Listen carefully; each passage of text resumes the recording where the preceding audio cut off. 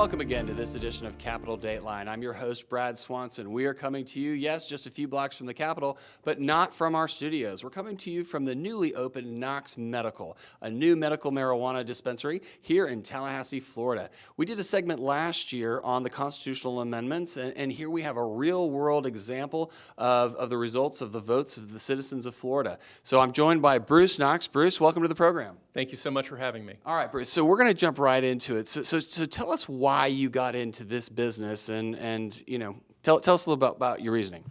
As we got into it and I started doing due diligence on what medical cannabis actually was, I found out the medicinal benefits and how many patients actually are in need in the state of Florida.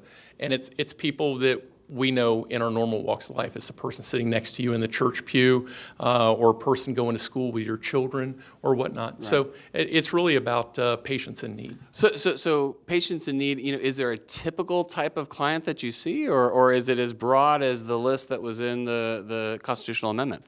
Yeah, it's a very wide range, but our average patient is about 56 years old at this time. Mm-hmm.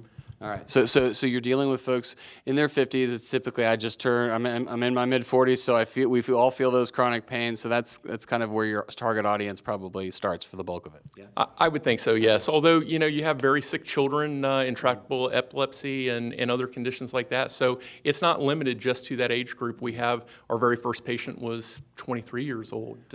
Yeah, well, I'm going to ask you a tough question. So what do you say to opponents who say that you're selling drugs versus a medicinal aid?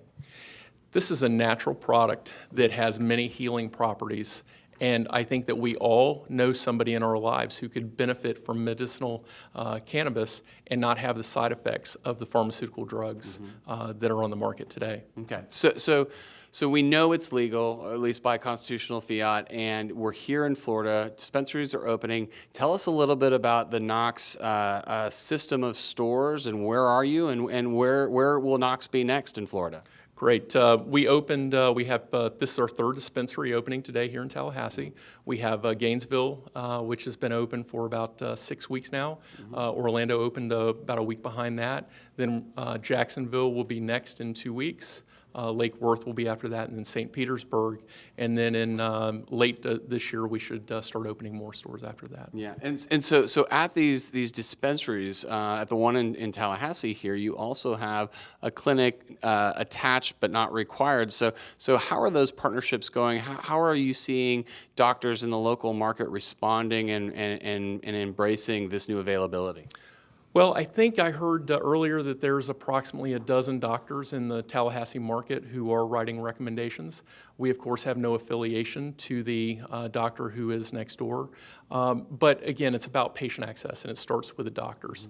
In the interaction with the doctor determines what the dosage is, how many times per day, and how many milligrams per day. Right. When you look at other states and their applications, dispensaries are have various geographic restrictions and empowerments, but here you are in Tallahassee, what is essentially on a main corridor, kind of storefront-esque, but you have walkability to your neighborhood. What's the thinking there?